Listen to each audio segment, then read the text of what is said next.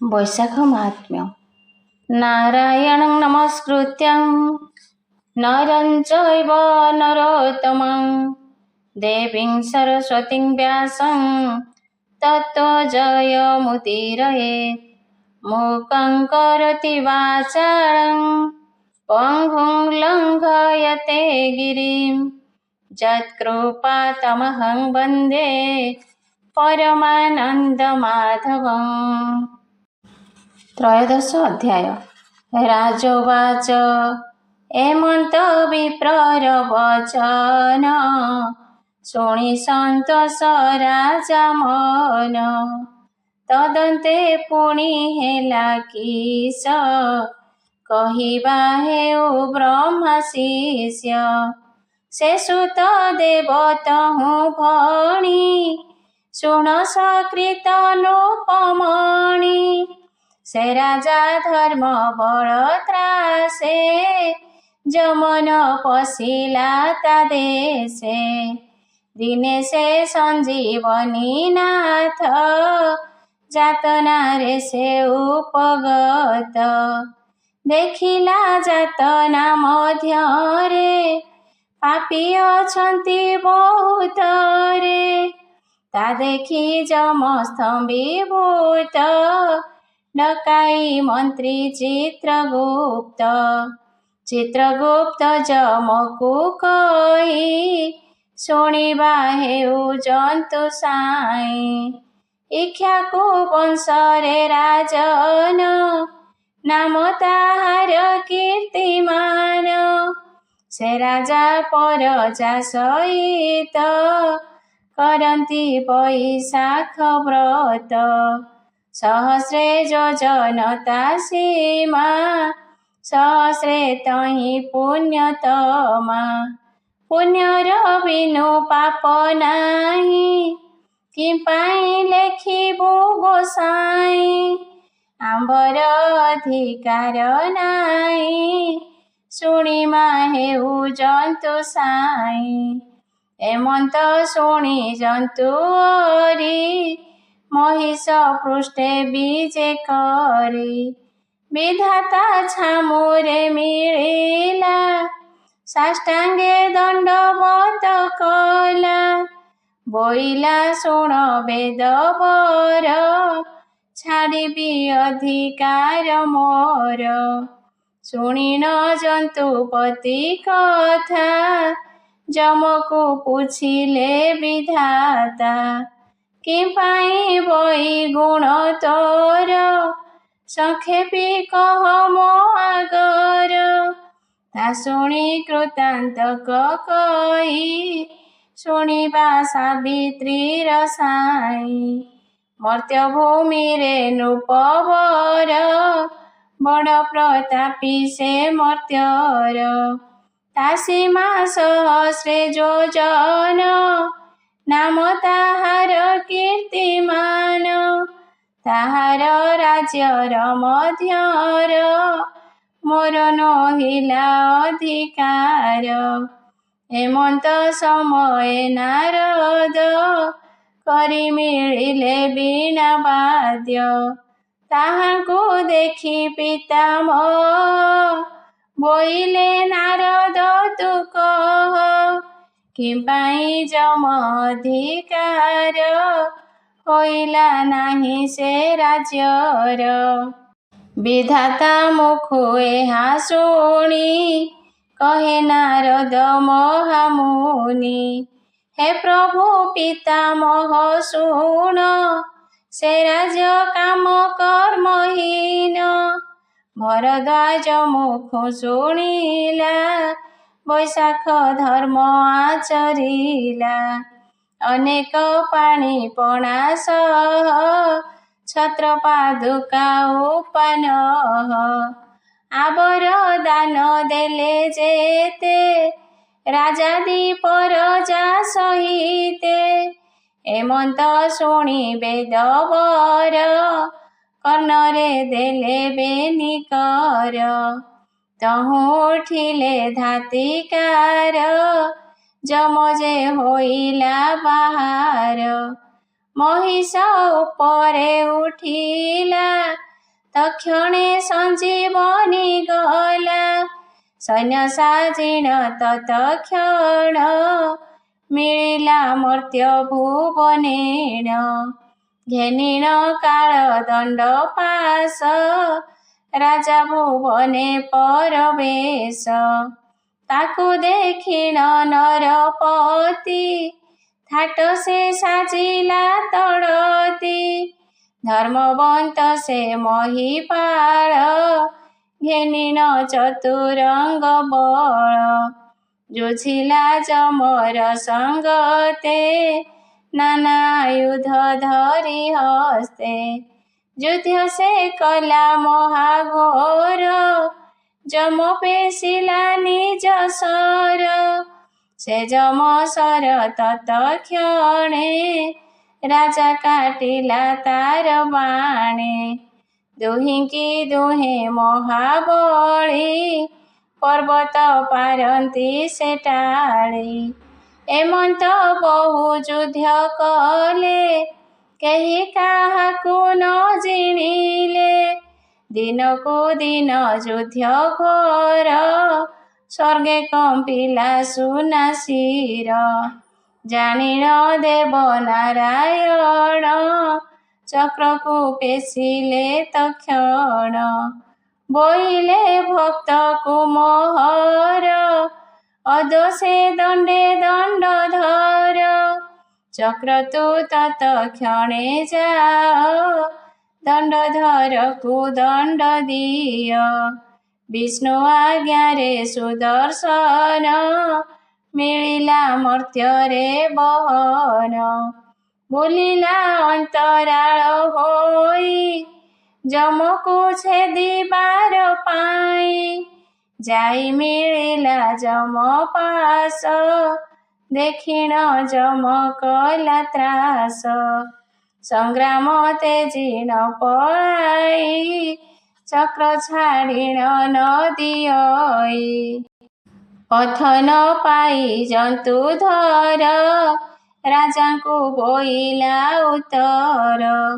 ହେ ରାଜା ଦୋଷ କ୍ଷମା କର, ଚନ୍ଦ୍ରର ମୁଖରୁ ଉଦ୍ଧର।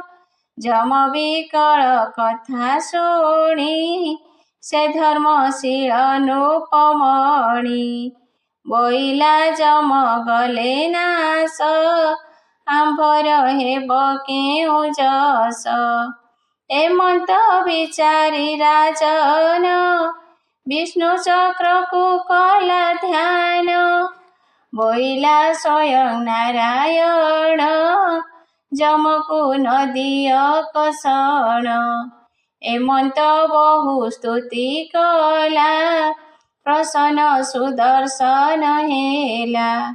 ସ୍ୱର୍ଗରେ ଦେବ ଦେଖୁଥିଲେ, ରାଜାଙ୍କୁ ପୁଷ୍ପ ବୃଷ୍ଟି କଲେ। ପ୍ରଶଂସା କଲେ ଦେବଗଣ, ଧନ୍ୟ ତୁ ମର୍ତ୍ତ୍ୟ ନୃପରାଣ। ମାନବ ହୋଇ ଯମ ସଙ୍ଗେ, ଯୁଦ୍ଧକୁ କଲୁ ରଣରଙ୍ଗେ। ଏମନ୍ତ ଦେବଗଣ କହି, ସେ ବିଷ୍ଣୁ ଚକ୍ର ତୋଷ ହୋଇ। ଯାଇ ଲାଗିଲା ବିଷ୍ଣୁଙ୍କର, ଦେବେ ଚଳିଲେ ଯେ ଝାପୁର। ଯଉଁ ସେ ଯମ ହାରିଗଲା, ରାଜା ସଙ୍ଗତେ ପ୍ରୀତି କଲା। ଚଳିଲା ଆପଣା ଭୁବନ, ସ୍ୱଦେହେ ରହିଲା ରାଜନ। ବୈଶାଖ ଧର୍ମରୁ ଉଦିତ, ଯମକୁ ଜିଣି ନରନାଥ। କୀର୍ତ୍ତି ରଖିଲା ତିନିପୁରେ, ଏ ମହା ବୈଶାଖ ଧର୍ମରେ। ତୁ ବୈଶାଖ ଧର୍ମ କର, ବସିବୁ ବୈକୁଣ୍ଠପୁର। ମିଥିଳା ନୃପତି ଆଗର, କହିଲେ ସୁତ ବେଦବର। ବୈଶାଖ ଧର୍ମ ମହାରସ, ଭାବେ ଭଣିଲେ ରାମଦାସ। ଇତି ଶ୍ରୀ ସ୍କନ୍ଧ ପୁରାଣେ ବୈଶାଖ ମାହାତ୍ମ୍ये ନାରଦ ଅମ୍ବରୀଶ ସମ୍ବାଦେ ସୁତଦେବ ଧର୍ମକଥନେ ନାମ ତ୍ରୟୋଦଶ ଅଧ୍ୟାୟ। ଚତୁର୍ଦଶ ଅଧ୍ୟାୟ। ରାଜୋବାଚ ହେ ସୁତ ଦେବ ବିପ୍ରମଣି କହିଲ ପୂର୍ବ କାହାଣୀ। ବୈଶାଖ ଧର୍ମ ପରେ ସାର ନାହିଁ ତା ତିନି ଭୁବନର। ଏବେ ହୋ ସୁତ ଦେବ କହ ଶୁଣିଲେ ଫିଟୁ ମୋ ସନ୍ଦେହ। ରାଜା ବଚନେ ବିପ୍ରମଣି କହିଲେ ସତ୍ୟ ଯୁଗ ବାଣୀ। ବୈଶାଖ ଧର୍ମ ଏକ ଦିନେ ଧାତା ପୁଛିଲେ ଜନାର୍ଦ୍ଦନେ। ବୋଇଲେ ଶୁଣ ଭଗବାନ କହିବା ବୈଶାଖର ଧର୍ମ। କେଉଁ ଭକ୍ତକୁ କେଉଁ ଦୋଷ ମୋତେ କହିବା ପିତବାସ। କୃଷ୍ଣ ବୋଇଲେ ଶୁଣ ଧାତା ଯେଉଁ ଭକ୍ତର ଯେଉଁ ଚିନ୍ତା। ଭକ୍ତ ମୋହର ନିଜ ଦେହ ଭକ୍ତକୁ ମୋର ଅନୁଗ୍ରହ। ଯେ ଭକ୍ତ ମୋ ନାମ ଜପଇ ସ୍ନାନ ଶୌଚବନ୍ତ ହୋଇ। ନିତ୍ୟ ଯେ କରଇ ଭଜନ ଦଣ୍ଡେ ବା କ୍ଷଣେ ଯେଉଁ ଜନ। ସେ ମୋର ନିଜ ସହୋଦର ହସି କହିଲେ ଦାମୋଦର। ଯେ ଜନ ନାନା ବ୍ରତ କରେ ଉପବାସରେ ଦିନ ହରେ। ଦୃଢ଼େ କରଇ ଏକାଦଶୀ ମୁଖେ ଗୋବିନ୍ଦ ନାମ ଘୋଷି। ବୈଶାଖ କାର୍ତ୍ତିକ ମାସରେ ଯେ ପ୍ରାଣୀ ବ୍ରତ ବିଧି କରେ। ଅଗ୍ନି କି ଯେ କରଇ ତୋଷ ମୋର ଭୁବନେ ତାର ବାସ। ଯେ ନିତ୍ୟ ଗୋଦାନ ଦିଅଇ ନାନାଦି ବିଧାନ କରଇ। ଅଶ୍ୱକୁଞ୍ଜର ଜଳନ ଏ ଆଦି ନାନା ଦାନ ପୁଣ୍ୟ। ଯେ ନିତ୍ୟ ସନ୍ତୋଷ କରଇ ସେ ମୋର ଜାଣୁଥିବ ଦେଇ। ଯେ ନିତ୍ୟ ବିଷ୍ଣୁଙ୍କୁ ପୂଜନ କରଇ ହୋଇ ଦୃଢ଼ ମନ। ସେ ନର ମୋ ଭକ୍ତ ଅଟଇ ଶୁଣ ହୋ ସାବିତ୍ରୀର ସାଇଁ। ସେ ଜନ ତୀର୍ଥକୁ ଗମଇ ସଂକଳ୍ପେ ସ୍ନାନ ଯେ କରଇ। ଗଙ୍ଗାଦି ତୀର୍ଥେ କରେ ସ୍ନାନ ତୀର୍ଥେ ଦିଅଇ ନାନା ଦାନ। ସେ ନର ବୈକୁଣ୍ଠକୁ ଯାଇ ହସି କହିଲେ ଲକ୍ଷ୍ମୀ ସାଇଁ। ଏମନ୍ତ ବହୁତ ପ୍ରକାରେ ଯେ ଜନ ଦୃଢ଼ ଚିତ୍ତ କରେ। ପରକୁ ନିନ୍ଦା ନ କରିବ ମନରେ ହିଂସା ନ ବଇବ। ବୃକ୍ଷ ନ କରିବ ଛେଦନ ନ ପୋତି ଜଳ କୀର୍ତ୍ତିମାନ। ଯେ କୂପ ତଡ଼ାଗ ଖୋଳଇ ଯେ ଚ୍ୟୁତ ବୃକ୍ଷାଦି ରୋପଇ। ପରକୁ କରେ ଉପକାର ଏତେ ଲୋକଙ୍କୁ ଦୟା ମୋର। ଏମାନେ ଅନ୍ତକାଳେ ଯାଇ ବୈକୁଣ୍ଠରେ ଭୋଗ ପାଇ। ଯେ ବୈଷ୍ଣବ ଧର୍ମ କରେ ପାଷାଣ୍ଡ ଗତି କି ଆଚରେ। କ୍ଷମାରେ ପ୍ରବର୍ତ୍ତି ନ ଥାଇ କେବେହେଁ କୋପ ନ କରଇ। ନିତ୍ୟ ଯେ କରଇ ଭଜନ ଉଚ୍ଚେଡ଼ା କଇ ମୋର ନାମ। ଉନ୍ମତ୍ତ ହୋଇ ନୃତ୍ୟ କରେ ଅଲୋଭୀ ରେଣ ଦିନ ହରେ। ଅଳ୍ପ ଭୋଜନେ ତୋଷ ହୋଇ ତାହାଙ୍କ ଶରୀରେ ମୁଁ ଥାଇ। ତୁଳସୀ କଣ୍ଠି କର୍ଣ୍ଣେ ଗଳେ ହସ୍ତରେ ଗଣ୍ଠି କର ମାଳେ। ଗୋପୀ ଚନ୍ଦନରେ ତିଳକ ପାନ କରିବ ତୀର୍ଥୋଦକ। ଏମାନେ ବୈଷ୍ଣବ ସଙ୍ଗେ ନାନାଦି ଭୋଗ ସେହି ଭୋଗେ। ଯେ ବିପ୍ର ନିତ୍ୟ କର୍ମ କରି ସନ୍ଧ୍ୟା ତର୍ପଣ ମାନ ସାରି।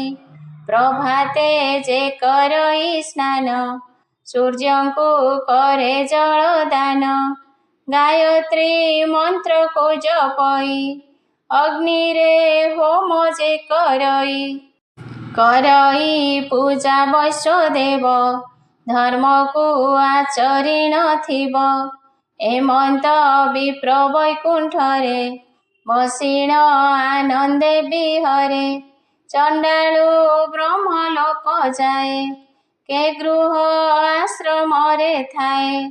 ଅତିଥି କରଇ ସେବନ ନିତ୍ୟ ଦିଅଇ ଅନ୍ନଦାନ। ତୀର୍ଥରେ ସ୍ନାନକୁ କରଇ ଅତିଥି ଦେବତା ପୂଜଇ। ନିତ୍ୟ ବିପ୍ରଙ୍କୁ ସେବା କରେ ପୂଜଇ ଗୁରୁଙ୍କ ପୟରେ। ପରକୁ ହିଂସା ନ କରଇ ସବୁ ରୂପରେ ମିତ୍ର ହୋଇ। ଏମନ୍ତ ଲୋକ ଯେବେ ମରେ ବସଇ ବୈକୁଣ୍ଠପୁରେ। ଇତ୍ୟାଦି ନାନା ଧର୍ମ ଯେତେ ବୈଶାଖ ସ୍ନାନ ଫଳ ତେତେ। ବ୍ରହ୍ମାଙ୍କ ଆଗେ ନାରାୟଣ କହିଲେ ବୈଶାଖ ଧର୍ମ।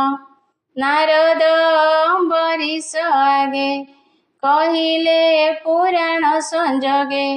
ସେ ସୁତ ଦେବ ବିପ୍ରବର କହିଲେ ରାଜାଙ୍କ ଆଗର। ଏ ଅଧ୍ୟା ଯେ ଶୁଣଇ କର୍ଣ୍ଣେ ବସଇ ବୈକୁଣ୍ଠ ଭୁବନେ। ବୈଶାଖ ମାହାତ୍ମ୍ୟ ଏ ରସ ଭାବେ ଭଣିଲେ ରାମଦାସ। ଇତି ଶ୍ରୀ ସ୍କନ୍ଧ ପୁରାଣେ ବୈଶାଖ ମାହାତ୍ମ୍ये ବ୍ରହ୍ମା ନାରଦ ସମ୍ବାଦେ ଧର୍ମ ଉପଦେଶ କଥନେ ନାମ ଚତୁର୍ଦଶ ଅଧ୍ୟାୟ। ପଞ୍ଚଦଶ ଅଧ୍ୟାୟ।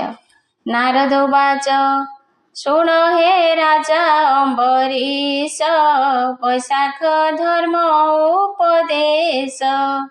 ଯେ କରେ ବୈଶାଖରେ ସ୍ନାନ ଲଭେ ସକଳ ପୁଣ୍ୟମାନ।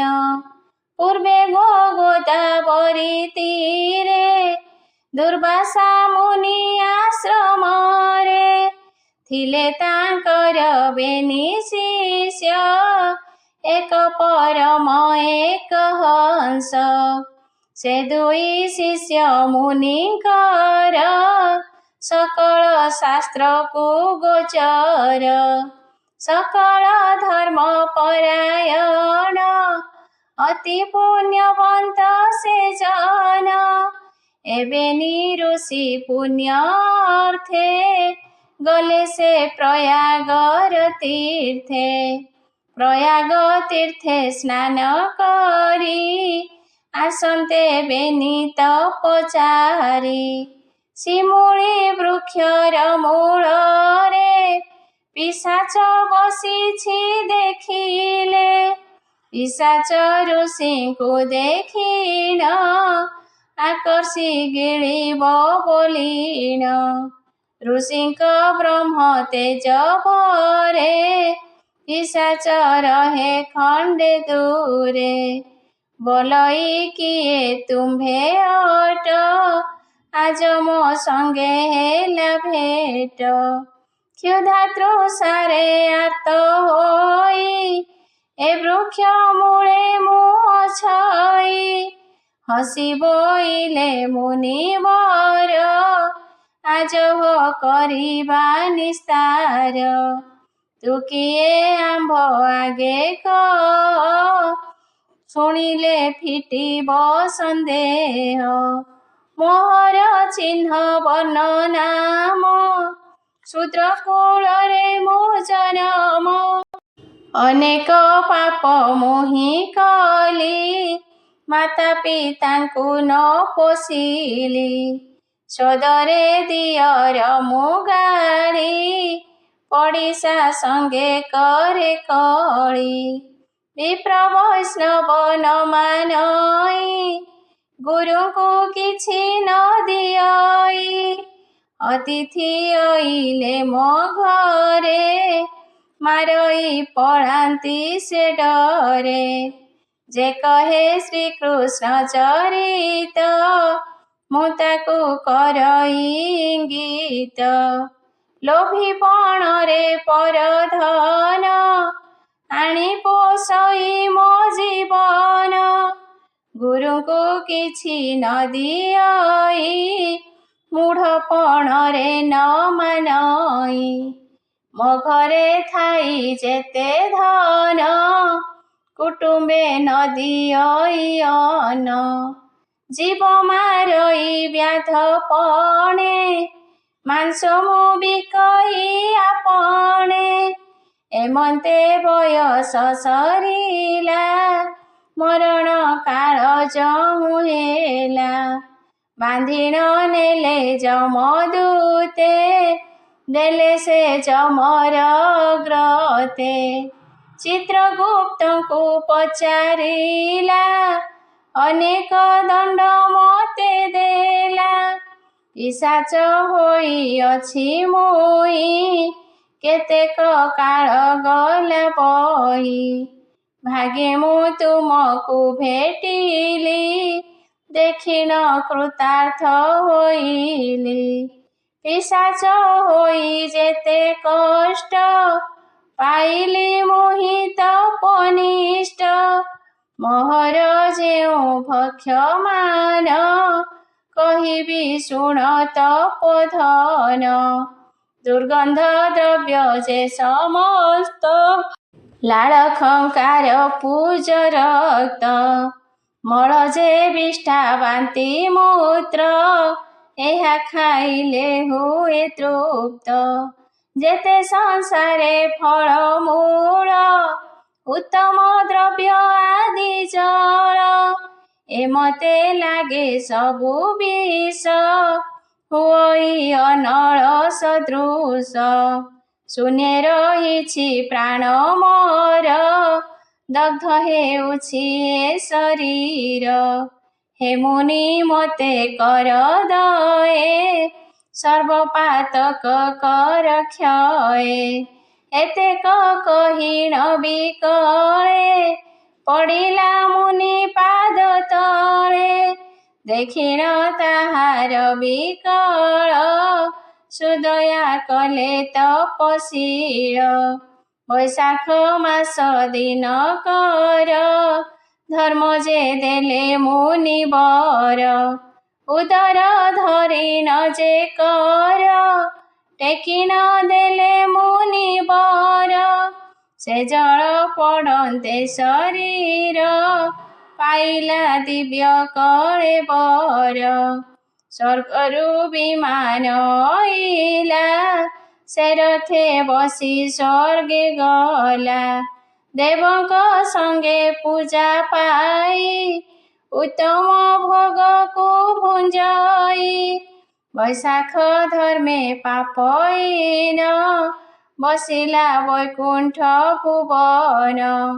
ଦୁର୍ବାସାଙ୍କର ବେନି ଶିଷ୍ୟ ଗଲେ ସେ ସ୍ୱର୍ଗ ବାରଣାସୀ। ହେମନ୍ତ ସୁତ ଦେବ କହି ଶୁଣ ମିଥିଳା ନର ସାଇଁ। ବୈଶାଖ ଧର୍ମ ଯେ ଶ୍ରେଷ୍ଠର ଏ ଗୀତ ବନ୍ଧ ଗାମ କରେ। ଏହା ଯେ ପଢ଼ଇ ଶୁଣଇ ଅନ୍ତେ ଅଚ୍ୟୁତପୁରେ ଯାଇ। 15 ଅଧ୍ୟାୟ ହେଲା ଶେଷ ଗୀତେ କହିଲେ ରାମଦାସ। ଇତି ଶ୍ରୀ ସ୍କନ୍ଧ ପୁରାଣେ ବୈଶାଖ ମହାତ୍ମ୍ୟେ ନାରଦ ସମ୍ବାଦେ ପିଶାଚ ମୋକ୍ଷଣେ ନାମ ପଞ୍ଚଦଶ ଅଧ୍ୟାୟ। ଷୋଡ଼ଶ ଅଧ୍ୟାୟ। ନାରଦୁବାଚ ଶୁଣ ହେ ବିପ୍ରସୂତ ଦେବ ବୈଶାଖ ଧର୍ମକୁ କହିବ। ଏ ଯେବେ ସର୍ବଧର୍ମ ସାର କହିବା ହେଉ ମୋ ଆଗର। ଶୁଣିଣ ସହଦେବ କହି ଶୁଣ ରାଜନ ମନ ଦେଇ। ପୂର୍ବେ ହୋ ପାଞ୍ଚାଳ ଦେଶରେ ଥିଲା ଯେ ସର୍ବନୃପବରେ। ତା ପୁତ୍ର ଧର୍ମରେ ଅଳସ ପିତା ଅନ୍ତରେ ସେ ନରେଶ। ପୂର୍ବ ଧର୍ମରେ ସେ ନୃପତି ପାଳନ କରୁଥିଲା କ୍ଷିତି। ଦେଖ ତାହାର କର୍ମ ଦୋଷ ଅଙ୍ଗରେ ଆବରିଲା କ୍ଲେଶ। ଯେତେକ ଅଶ୍ୱଗଜ ଥିଲା, କର୍ମର ବଳେ ନାଶ ଗଲା। ସେ ଦେଶେ ପଡ଼ିଲା ଦୁର୍ଭିକ୍ଷ, ପଳାଇ ଗଲେ ରାଜ୍ୟ ଯାକ। ରାଜାର ଦେଖିଣ ଅବଶ, ଶତ୍ରୁ ହୋଇଲେ ପରବେଶ। ରାଜା ସଙ୍ଗତେ ଯୁଦ୍ଧ କଲେ, ଜିଣିଣ ଭଣ୍ଡାର ଲୁଟିଲେ। ସେ ରାଜା ଜାଣି ପଳାଇଲେ, ଫଳମୂଳର ଆହାରରେ। ନିତ୍ୟେ ଭ୍ରମନ୍ତି ପର୍ବତରେ, ପର୍ବତ ଉହାଡ଼େ ଲୁଚିଲେ। 350 ବରଷ, ବନରେ ବୁଲିଲା ନରେଶ। ଦିନେ ବସିଣ ରାଜା ନାରୀ, ବିଚାର କଲେ ମନେ ସ୍ମରି। ରାଜା ବୋଇଲେ ଶୁଣ ରାଣୀ, ବୁଢ଼ ନୋହିଲା କର୍ମବାଣୀ। ଜନ୍ମ କର୍ମରେ ମୁଁ ବିଶୁଦ୍ଧ, ପିତା ମାତାର ଅବରୋଧ। ଦେବତା ବ୍ରାହ୍ମଣେ ଭକତି, ପ୍ରଜାଙ୍କୁ ପୁଛିଲେ ଉକତି। ବନ୍ଧୁ ସହୋଦର ଆଦର, ନାହିଁ କାହାର ସଙ୍ଗତର। କେବଳ ଭାଗ୍ୟ ହୋଇଲା, ଏଡ଼େ ସମ୍ପଦ କ୍ଷୟ ଗଲା। ଏମନ୍ତ ବିଚାରି ଗମନ୍ତେ, ପଥେ ଦେଖିଲେ ତପୋବନ୍ତେ।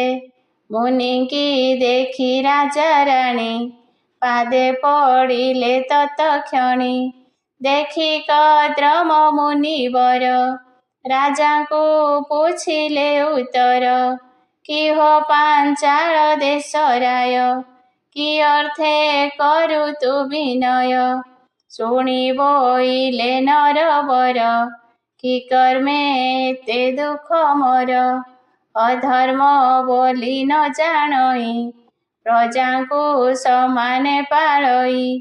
କି ଦୋଷେ ଧନ ଭଣ୍ଡାର, ଶତ୍ରୁ ମିଳିଣ କଲେ ଚୁର। ମୁନି ବୋଲନ୍ତି ଶୁଣ ରାୟେ, ତୋ ପୂର୍ବ ଦୋଷ ଗଲା କ୍ଷୟେ। ତୁ ପୂର୍ବ ଜନ୍ମେ ବ୍ୟାଧ ଘରେ, ଜନ୍ମିଲୁ କପାଳ ଦୋଷରେ।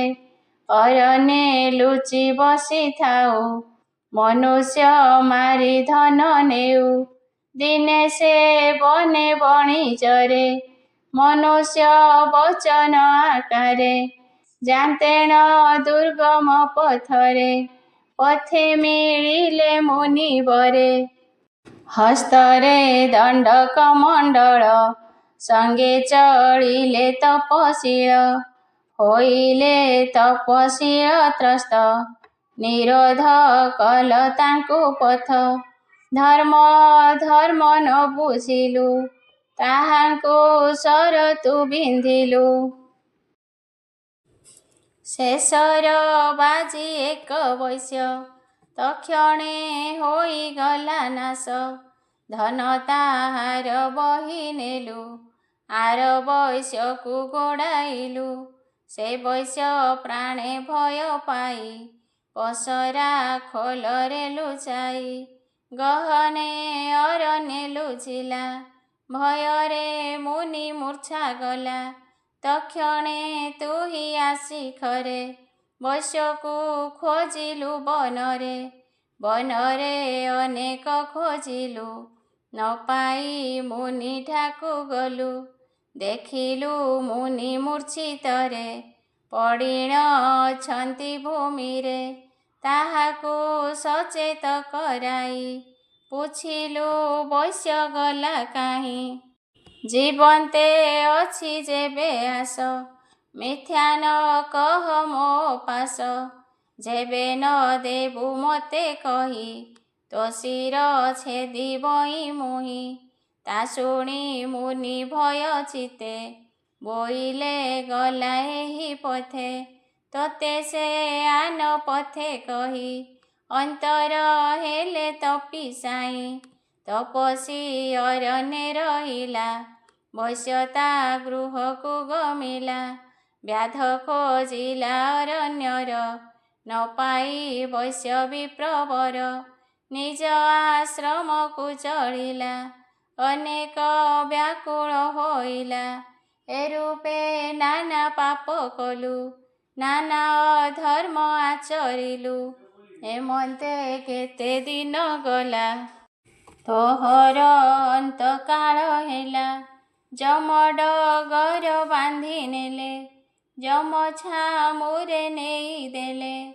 କୋପେ ବୋଇଲେ ଜନ୍ତୁରାଣ, ବୁଝ ଏ ପାପୀ ପାପ ପୁଣ୍ୟ।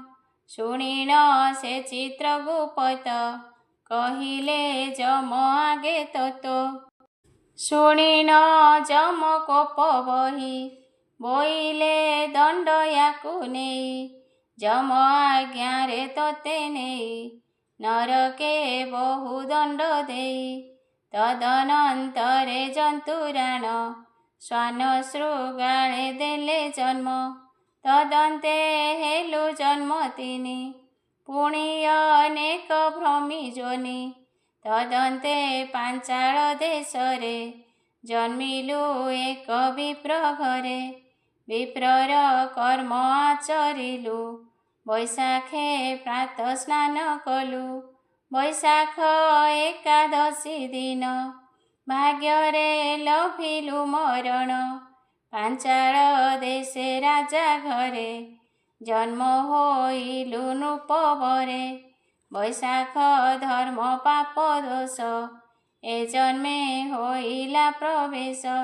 ସେ ଦୋଷେ ଶତ୍ରୁ ଉପଗତ, ଧନ ଭଣ୍ଡାର କଲେ ହତ। ସମ୍ପଦ ନେଲେ ଜୁର କରି, ଦୁର୍ଭିକ୍ଷ ହୋଇଲା ସେ ପୁରୀ। ଏବେ ତୁ ଚଳ ନିଜ ଦେଶ, ନୃପତି ସିଂହାସନେ ବସ। କର ବୈଶାଖ ମାସେ ସ୍ନାନ, ପଥୁକି ଜନ ଜଳ ଦାନ। ବିପ୍ରଙ୍କୁ ଅନ୍ନ ଦାନ ଦିଅ, କୂପ ପୁଷ୍କରିଣୀ ଖୋଳାଅ। ଏ ଧର୍ମ କର ଆଚରଣ, ଗତୁ ହୋଇବ ଲକ୍ଷେ ଗୁଣ। ସୁପୁତ୍ର ଜନ୍ମିବ ତୋହର, ତୋ ଅନ୍ତେ ହେବ ନୃପବର। ମୁନିଙ୍କ ମୁଖୁ ଏହା ଶୁଣି, ଆନନ୍ଦ ହେଲେ ରାଜା ରାଣୀ। ତାହାଙ୍କ ଚରଣେ ପଡ଼ିଲେ, ନିଜ ରାଜ୍ୟକୁ ଚଳିଗଲେ। ବସିଲେ ରତ୍ନ ସିଂହାସନେ, ପାଦେ ଖଟିଲେ ପ୍ରଜାଜନେ। ବୈଶାଖ ଧର୍ମ ଯଥୋଚିତ, ଆଚାର କଲା ନରନାଥ। ଦିନକୁ ଦିନ ବଳିୟାର, ରାଏ ଖଟିଲେ ସେ ପୟର। ଯେତେକ ଧନ ନେଇଥିଲେ, ଆଣି ତା ସତେ ଗୁଣ ଦେଲେ। ଯେ ବଣ ରାଜା ବଳିୟାର, ସେ ଆସି ଖଟିଲେ ପୟର। ଉଜ୍ଜଳ ହେଲା ଗୋତ୍ର କୁଳ, ଲଭିଲା ଚତୁର୍ବର୍ଗ ଫଳ। ସୁପୁତ୍ରେ ହୋଇଲେ ଉତ୍ପତ୍ତି, ସାଧିଲେ ସପ୍ତଦୀପା ପୃଥି। ଦିନକୁ ଦିନ ନୃପବଳା, ବୈଶାଖ ଧର୍ମ ଇଷ୍ଟ କଲା। ଭଣ୍ଡାର ଲୁଟାଇଣ ଧନ, ଦିଅଇ ଜଳ ଛତ୍ର ଦାନ। ବୈଶାଖ ଧର୍ମ ଆଚରିଲା, ଜୀବନ୍ତେ ସ୍ୱର୍ଗ ଭୋଗ କଲା। ସେ ସୁତ ଦେବ ବିପ୍ର କହି, ଶୁଣି ମିଥିଳା ନୃପ ସାଇ। ତୁ ଏ ବୈଶାଖ ଧର୍ମ କର, ବସିବୁ ବୈକୁଣ୍ଠପୁର। ବୈଶାଖ ଧର୍ମ ଏ ନରେଶ, ଭାବେ ରାମ କଲା ପ୍ରକାଶ।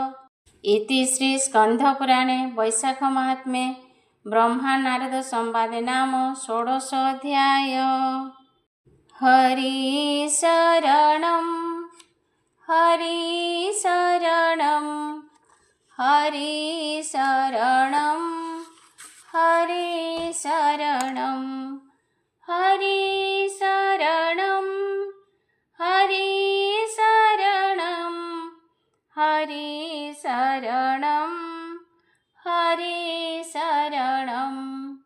ଗୁରୁ ଶରଣଂ ଗୁରୁ ଶରଣଂ ଗୁରୁ ଶରଣଂ ଗୁରୁ ଶରଣଂ ଗୁରୁ ଶରଣଂ।